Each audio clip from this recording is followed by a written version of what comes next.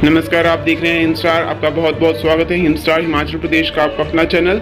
आइए शुरू करते हैं हिमाचल से जुड़ी कुछ मुख्य खबरें।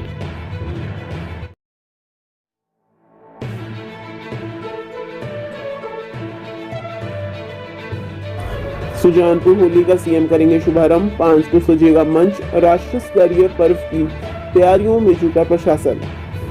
5 से 8 मार्च तक आयोजित की जाने वाले सुजानपुर के राष्ट्रीय स्तरीय होली उत्सव की तैयारियों को अंतिम रूप दिया जा रहा है। मुख्यमंत्री ठाकुर सुखविंदर सिंह सुक्खू 5 मार्च को दोपहर बाद लगभग 3:30 बजे सुजानपुर में भव्य शोभा यात्रा और मुरली मनोहर मंदिर में पूजा अर्चना के साथ ऐतिहासिक होली उत्सव का विधिवत शुभारंभ करेंगे।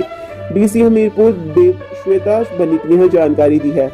वह मेला स्थल पर विभागीय प्रदर्शनी और सुजानपुर के मैदानों में ही पहली बार आयोजित की जा रहे राष्ट्रीय स्तर के सरस मेले का उद्घाटन भी करेंगे। इसी दिन शाम को बद्री प्रज्वलित के साथ होली उत्सव की सांस्कृतिक संध्याओं का भी शुभारंभ करेंगे। उपायुक्त ने बताया कि मुख्यमंत्री के प्रवास कार्यक्रम को अंतिम रूप दिया जा रहा है। उन्होंने बताया कि होली उत्सव की सांस्कृतिक संध्याओं में जिला हमीरपुर सहित हिमाचल प्रदेश के लोक कलाकारों को अधिक से अधिक अवसर प्रदान किए जा रहे हैं। दर्शकों के भरपूर मनोरंजन के लिए स्थानीय हिमाचली लोक कलाकारों के अलावा कई स्टार कलाकार भी होली उत्सव के मुख्य आकर्षण होंगे।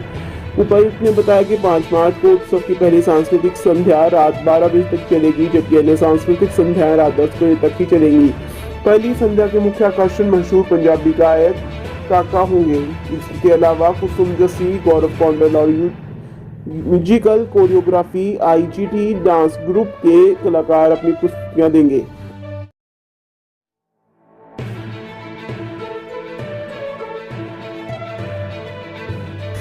नशे पर निर्णायक भूमिका में आया पुलिस। ऊना में पुलिस जल क्रीड़ा प्रतियोगिता के शुभारंभ के दौरान बोले उप मुख्यमंत्री, हम सबको मिलकर नशे के खिलाफ निर्णायक कदम उठाने होंगे ताकि देवभूमि और वीरभूमि को नशे से बचाया जा सके। सिंथेटिक ड्रग को रोकने के लिए पड़ोसी राज्यों के साथ भी तालमेल से कार्य करना होगा ताकि एक राज्य से दूसरे राज्य में नशे का व्यापार ना हो सके। यह बात उप मुख्यमंत्री मुकेश अग्निहोत्री ने कुटलैड विधानसभा क्षेत्र के तहत अंदरौली में 22वीं अखिल भारतीय पुलिस जल क्रीड़ा प्रतियोगिता 2023 का शुभारंभ करते हुए कही। इस दौरान उप मुख्यमंत्री ने कहा कि वह हिमाचल प्रदेश पुलिस को इस जल क्रीड़ा की मेजबानी करने की बधाई देते हैं। हिमाचल प्रदेश पुलिस की अपनी टीम न होते हुए भी इस चुनौती को अवसर में तब्दील किया है। उन्होंने कहा कि यह ऊना के साथ साथ प्रदेश के लिए भी गौरव का विषय है कि राष्ट्रीय स्तर की प्रतियोगिता का आयोजन ऊना जिला में हो रहा है। उन्होंने कहा कि प्रतियोगिता में न सिर्फ खेल जगत को बढ़ावा मिलेगा बल्कि यहाँ के लोगों को स्वरोजगार के साथ साथ पर्यटन को भी मजबूती प्रदान होगी। उप मुख्यमंत्री ने बताया कि यह प्रतियोगिता 5 दिन तक चलेगी, जिसमें देश भर की अनेकों टीमें हिस्सा ले रही हैं, जिसमें देश के 19 विभिन्न राज्यों व केंद्रीय पुलिस बलों के 460 प्रतियोगी भाग ले रहे हैं। प्रतियोगिता में 10 टीमें महिलाओं की भी भाग ले रही हैं। पुलिस महानिदेशक संजय कुंडू ने मुख्य अतिथि व अन्य लोगों का स्वागत किया। इस अवसर पर विधायक देवेंद्र सुदर्शन, इंस्पेक्टर जनरल जहूर जैदी, उपायुक्त राघव, पुलिस अधीक्षक अर्जित, जिला कांग्रेस अध्यक्ष रंजीत, एसपी अजय, पुलिस विभाग के उच्च अधिकारीगण एवं अन्य गणमान्य लोग उपस्थित थे।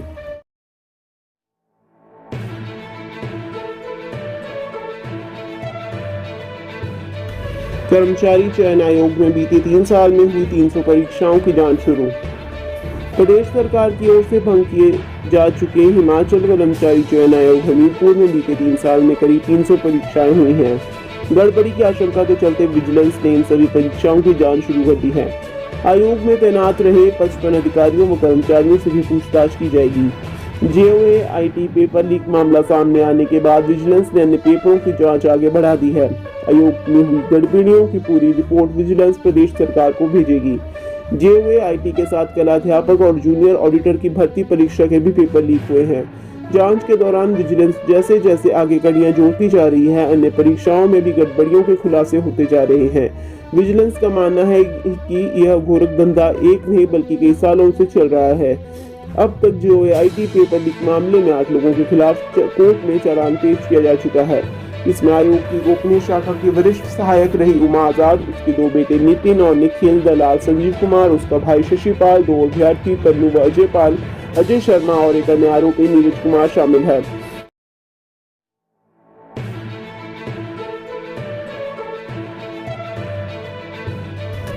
अब सुक्खू बोले 4 साल में पूरी होंगी गारंटियां, भाजपा बोली इंतजार की सरकार।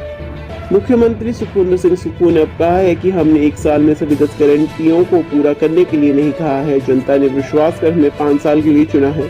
हम 4 साल के भीतर अपनी गारंटियां पूरा करेंगे। उधर भाजपा सरकार आरोप लगा रही है कि यह सुख की ही नहीं इंतजार की सरकार बन गई है। भाजपा के आरोपों पर पलटवार करते हुए सीएम ने प्रदेश कांग्रेस मुख्यालय राजीव भवन शिमला में मीडिया से बातचीत में दोहराया कि सरकार विधानसभा चुनाव में कांग्रेस पार्टी की ओर से दी गई 10 गारंटियों को पूर्ण करने के लिए दृढ़ संकल्प है। कैबिनेट की पहली बैठक में ही प्रदेश में पुरानी पेंशन योजना लागू कर दी गई है, जिससे 1.36 लाख से अधिक सरकारी कर्मचारियों को लाभ मिला है। अन्य सभी गारंटियां भी चरणबद्ध 4 साल में पूरी की जाएंगी। उधर भाजपा प्रदेश अध्यक्ष एवं सांसद सुरेश कश्यप ने कांग्रेस पर आरोप लगाते हुए कहा है कि झूठ के पांव नहीं होते और बहुत ज्यादा देर चल नहीं पाता।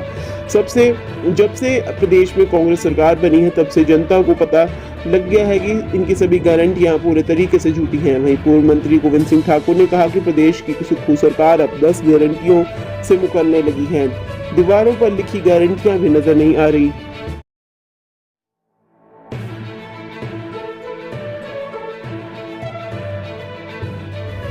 कीरतपुर नेरचौक 4 लेन का 92% काम पूरा, कंपनी को 1 मई तक सड़क तैयार करने के दिए निर्देश।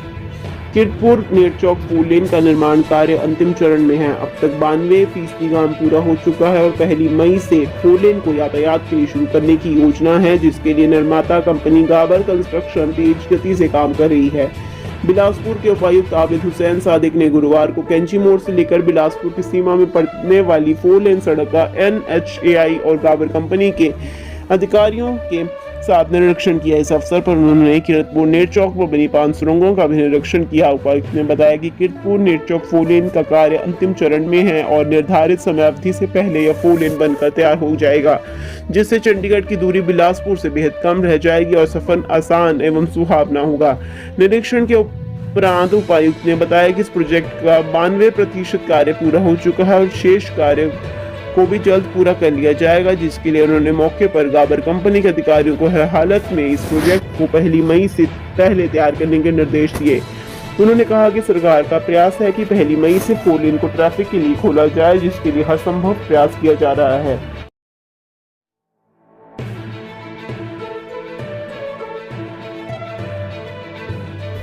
पचास से अधिक प्रतिनिधि मंडलों से की मुलाकात, सचिवालय फोन कर अफसरों को भी करवाया अवगत। मुख्यमंत्री सुखविंदर सिंह सुक्खू ने वीरवार को 3 घंटे पार्टी मुख्यालय राजीव भवन शिमला में कार्यकर्ताओं की समस्याएं हल की। दोपहर 12 बजे से 3 बजे तक मुख्यमंत्री ने 50 से अधिक प्रतिनिधि मंडलों से मुलाकात की। सचिवालय फोन कर कई मामलों में अफसरों को भी अवगत कराया। तबादलों सहित सड़कों की खस्ता हालत और स्कूल अस्पतालों में रिक्त पदों से संबंधित शिकायतें मुख्यमंत्री के समक्ष उठाई गई। प्रदेश कांग्रेस अध्यक्ष सांसद प्रतिभा सिंह ने कहा कि राजीव भवन शिमला में हर महीने एक मंत्री के बैठने से संगठन और सरकार में बेहतर तालमेल बनेगा। आम लोगों को भी अपनी समस्याएं रखने में सहूलियत होगी। प्रतिभा ने उम्मीद जताई है कि मुख्यमंत्री के निर्देश पर प्रदेश कांग्रेस मुख्यालय में हर महीने एक मंत्री उपलब्ध रहेंगे। खुद कार्यालय में बैठकर यह परंपरा शुरू करने के लिए प्रतिभा ने मुख्यमंत्री का आभार जताया। कहा कि प्रदेश में कांग्रेस सरकार बने 3 महीने ही हुए हैं, ऐसे में भाजपा का सरकार पर हो हल्ला करना समझ से परे है।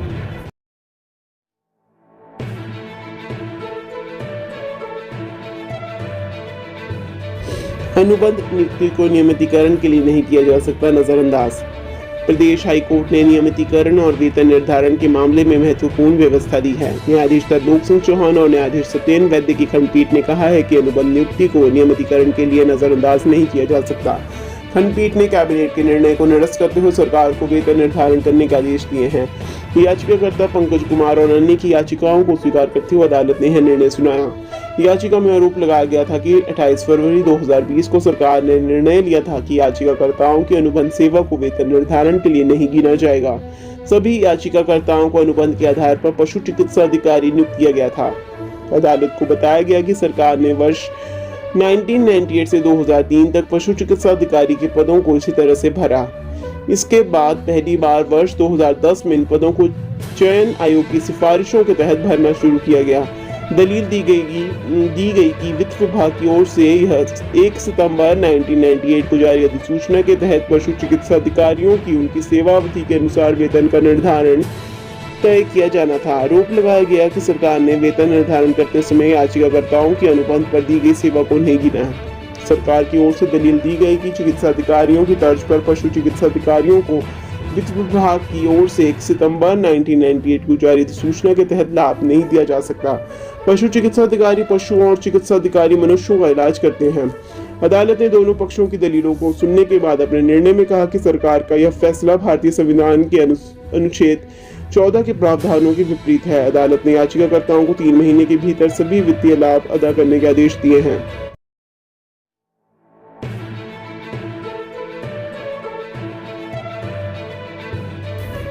कैंट चुनावों के बहिष्कार को प्रदर्शन बोर्ड से आजादी 2 किनारे से गूंजा सुबाथू।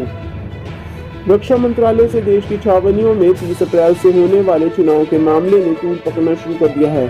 गुरुवार सुबह सुबाथू वासियों ने कैंट के चुनावों के बहिष्कार को लेकर पूरे बाजार को बंद कर अपना रोष प्रदर्शन किया। इस रोष प्रदर्शन में स्थानीय लोगों ने बढ़ चढ़ कर भाग लिया। रोष प्रदर्शन में सुबाथू वासियों ने हाथों में बैनर लेकर खूब नारे लगाए। इस दौरान पूरा सुबाथू क्षेत्र भारत माता की जय, कैंट बोर्ड से आजादी दो आदि नारों से गूंजता रहा। स्थानीय लोगों की माने तो एक तरफा रक्षा मंत्रालय की ओर से छावनी के सिविल बाजार एरिया को अलग करने की बात की जा रही है, वहीं दूसरी ओर छावनी में चुनाव करवाए जा रहे हैं।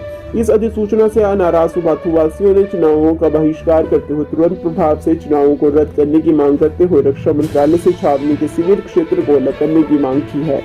छावनी एसोसिएशन के महासचिव मनमोहन शर्मा ने कहा कि छावनी नियमों से मुक्त होने के लिए अब सब एकजुट है। जिस दिन कैंट के चुनाव में कोई भी अपना नामकरण नहीं भरेगा उस दिन सुबाथू वासियों की जीत होगी। इस मौके पर छावनी परिषद के मनोनीत सदस्य रवि शर्मा ने चुनावों का बहिष्कार करते हुए पद से त्याग पत्र देने की पहल की।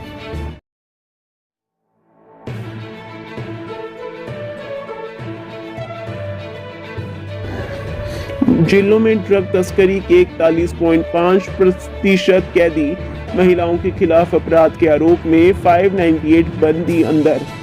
प्रदेश की जेलों में ड्रग तस्करी के मामले में 1205 कैदी अंदर है, जिनमें से 930 अंडर ट्रायल है और 275 सजायाफ्ता है। जेलों में कैदियों की कुल आबादी का 41.5% है, जबकि महिलाओं के खिलाफ अपराध करने के आरोप में 598 कैदी बंद हैं। इन 598 कैदियों में से 333 विचाराधीन हैं और 265 सजायाफ्ता हैं, जो कैदियों की संख्या का 20.6% महिलाओं के खिलाफ अपराध का है। हिमाचल प्रदेश पुलिस ने महिलाओं के खिलाफ अपराधों और एनडीपीएस के मामलों से निपटने में जीरो टॉलरेंस अपनाया है। इसके परिणाम स्वरूप बड़ी संख्या में दोष सिद्ध होने पर दोषियों को सजा हुई है।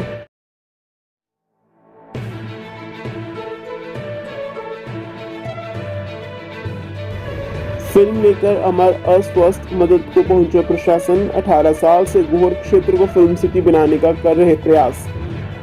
सुप्रसिद्ध अभिनेता, निर्देशक, लेखक एवं फिल्म मेकर अमर स्नेह के अस्वस्थ होने की भनक लगते ही उनकी मदद के लिए स्थानीय प्रशासन ने हाथ बढ़ाए हैं। सोशल मीडिया पर उनके अस्वस्थ होने की चर्चाओं के चलते गुरुवार को एसडीएम गोहर तहसीलदार कृष्ण कुमार ठाकुर, खंड विकास अधिकारी श्याम सिंह ने गोहर के समीप डल स्थित उनके आवास पर पहुंचकर न केवल उनके स्वास्थ्य की जानकारी ली, बल्कि उन्हें हर संभव मदद करने का भी आश्वासन दिया। बता दें कि अमर स्नेह नासिक से संबंध रखते हैं। पिछले करीब 18 साल से गोहर के समीप डल कस्बे में किराए के मकान में रह रहे हैं। वे इस क्षेत्र को फिल्म सिटी बनाने का लगातार प्रयास कर रहे हैं। उनका कहना है कि उन्होंने इस विषय में एक विस्तृत प्रोजेक्ट तैयार कर भाषा विभाग के माध्यम से सरकार को स्वीकृति हेतु प्रेषित किया था। दुर्भाग्यवश हाई बजट के चलते इसे स्वीकृति प्रदान नहीं हो सकी, जिससे उनके सपने धरे के धरे रह गए। अब पिछले कुछ समय से आर्थिक तंगी से जूझ रहे अमर स्नेह पैरालाइज व दांत की बीमारी से ग्रस्त है। आर्थिक तंगी से उबरने के लिए फिल्म जगत में संजोए अपने सपने धरे के धरे रह गए हैं। हिमाचल की हर खबर पाने के लिए हिंद स्टार से जुड़ें।